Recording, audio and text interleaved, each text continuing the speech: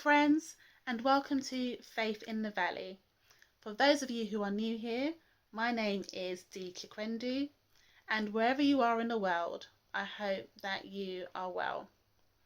So for those of you who may not know, I've been sharing my story on this channel in terms of my own period of recovery from an unexpected back injury. But I've also been sharing some wonderful stories from those who are also going through their own experiences and challenges with recovery or injury or just chronic pain. And so I hope that you've found these stories and also what I had to share with you to be encouraging. But today I just wanted to just share and just encourage you all. And today, I've just been reflecting on my own recovery. And for those of you who don't know, I returned to work this week. And to be honest with you and to be frank with you, it has been quite mentally draining. Just getting back into, the pace of work and the demand of work. And even though my employer has been very supportive, that hasn't stopped me from feeling quite drained. But I wanted to encourage you that, even if you also find yourself in a situation where you have to reacquaint yourself with former routines, especially within the workspace, or if you have to, resume your routines because your mobility might have progressed just that little bit more, so you can do just that little bit more now. I know it's not easy, but I'm here to let you know that there is a way forward. And also as well, even though you might feel alone and you might feel quite lonely, I can tell you that you're not the only one to be traveling through. And sometimes it can feel quite challenging trying to navigate different steps and trying to think about how to do everyday things and to even, challenge yourself to do something that seemed so easy before, But I'll quickly share with you. It might seem like a really trivial thing, but I dropped my pen on the floor earlier today, and I still can't bend because my lower back is still in recovery and going through rehabilitation.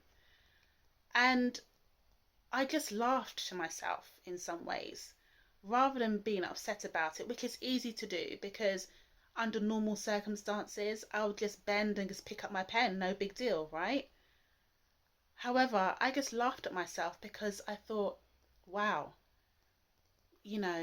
before I would just bend and pick this up. And now I have to pause and think about, how am I going to pick up this pen, which I was using? And so one of the things that I've learned along the way is to really train my feet to pick things up. Now, it might sound really strange and it might sound a little bit crazy, but it's the honest truth. And so I literally had to pick up my pen using my big toe and the rest of my toes to grip my pen and then hold on to my dining room table to balance myself so I could then reach my pen that was in my right foot and use my right hand while holding onto my dining room table with my left. I mean, the things that I have to navigate through. But I can laugh about it because I remember there was a time when I couldn't even do that. In the early journey and stages of my recovery, I couldn't do that, and I just want to encourage you.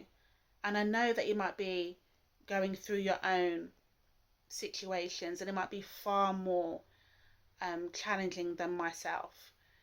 But this is not where I started, and I understand that, especially at the early stages of recovery, it can feel just so awful and so painful. But I want you to know that God is with you, and you might feel as if you are all alone. You might feel as if, you know, that you want to beat yourself up in some ways, because even doing the most trivial small things is a challenge. And, I'm here to let you know that you can get through this, and you will get through this. Just keep taking your small steps forward. Call on God, ask Him to help you, and He will. He will send help, and He'll give you the courage and the strength. Sometimes it comes out of nowhere, but He is there. And you also have a community here on Faith in the Valley. So I hope that these few minutes of encouragement have helped you, and to remind you that you're not alone. And until the next time, I hope that you stay well. And if you do have a story that you would like to share, then my details are in the description below. But until the next time, I look forward to seeing you again, to speaking with you. And again, I hope that grace meets you exactly where you are. So until the next time, you take care.